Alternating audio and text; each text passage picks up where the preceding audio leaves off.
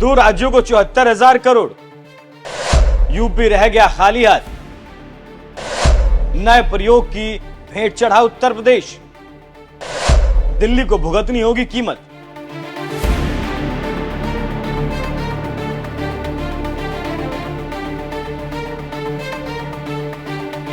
जब लोकसभा चुनाव के नतीजे भी नहीं आए थे, तब से ही कहा जाने लगा था कि यूपी से योगी की सत्ता छीन ले जाएगी। और हाल फिलहाल में दिल्ली लखनऊ के बीच जो टकराव दिखा, उसने हर किसी के चेहरे से नकाब उतार दिया। शाह केशव प्रसाद के साथ मिलकर योगी को खत्म कर देना चाहते हैं, ऐसा राजनीतिक पंडितों का कहना है। दूसरी तरफ केशव भी यूपी में योगी के खिलाफ नेताओं की फौज तैयार करने में जुटे हैं। लेकिन कहा गया कि मोदी ने सारा मामला सुलटा लिया, अब सब कुछ ठीक है। लेकिन जैसे ही देश की वित्त मंत्री निर्मला सीतारमण ने बैसाखी वाली सरकार का पहला बजट पेश किया, तो एक बार फिर से दिल्ली के धागे खुल गए और इन धागों को उधेड़ने में अखिलेश यादव कोई कोर कसर नहीं छोड़ रहे हैं। बजट पेश होते ही पता चला कि मोदी की कुर्सी में बिहार और आंध्र प्रदेश नाम की जो दो टांगे लगी हैं, उन्हें तो मजबूत कर दिया गया, लेकिन देश के सबसे बड़े सूबे के हाथ काट दिए गए।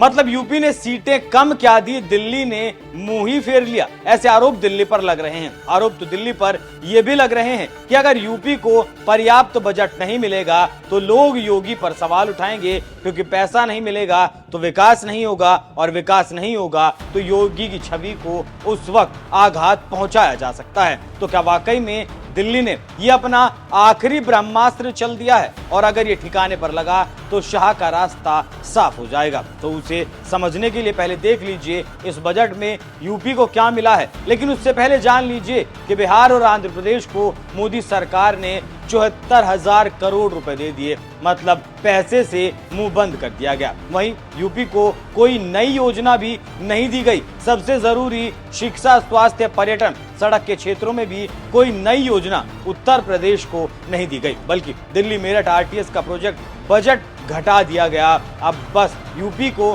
केंद्रीय योजनाओं से कुछ उम्मीद बची है, जिनमें मुख्य तौर पर प्रधानमंत्री आवास योजना है, जिसके तहत 3 करोड़ मकान बनाने हैं और यूपी को इनमें से 35 लाख घर दिए जाएंगे। राष्ट्रीय औद्योगिक कल्याण कार्यक्रम के तहत देश भर में 12 औद्योगिक पार्क बनने हैं, जिनमें से 1-2 यूपी को मिल सकते हैं। तो ऐसे में सवाल उठने लगे कि क्या यूपी को ये सजा दी गई या फिर योगी को हटाने के लिए ब्रह्मास्त्र चलाया गया, क्योंकि अकेले बिहार को 49,000 करोड़ रुपए नवाज दिए गए। तो जो भी हो, अगर अब ऐसे में विकास नहीं होगा तो जनता के बीच में गलत मैसेज जाएगा। और जैसा कि मौजूदा वक्त में विपक्ष बजट के मुद्दे को भुनाने की कोशिश कर रहा है, बाद में उसके पास बजट को लेकर मजबूत पक्ष होगा और शायद उसका जवाब मोदी सरकार नहीं दे पाएगी। वैसे एक बात और भी हो सकती है कि यूपी में 2027 से पहले कोई चुनाव नहीं है और उसी लिहाज से फिलहाल यूपी को होल्ड पर रखा गया हो और चुनाव के नजदीक खजाने को यूपी के लिए खोला जाए। तो संभावनाएं बहुत सारी हैं, लेकिन अगर मोदी सरकार योगी के लिए इस बजट को हथियार बनाने की कोशिश कर रही है, तो फिर उसके लिए 2027 में इसकी भारी कीमत चुकानी पड़ सकती है। वैसे भी लोकसभा चुनाव के नतीजों के बाद यूपी का चुनाव दो धारी तलवार पर टिका है। अगर जरा सी भी गलती हुई तो भारी नुकसान उठाना पड़ सकता है। वैसे आपको क्या लगता है, दिल्ली योगी के लिए क्या सोच रहा है? अपनी राय हमें कमेंट कर जरूर बताएं। साथ ही जाते जाते सुनिए अखिलेश यादव किस तरीके से इस बजट पर हमलावर हैं। हम सभी लोग, जितने लोग हैं और खासकर समाजवादी लोग, किसानों को एमएसपी मिले, आय दोगुनी हो, उसका रास्ता निकले। लेकिन इधर देखने को मिल रहा है समर्थन मूल्य किसान को न मिल करके जो अलायंस पार्टनर जो सरकार बचा रहे हैं, उन्हें समर्थन मूल्य सरकार दे रही है। ये तो अखबारों में भी छपा है।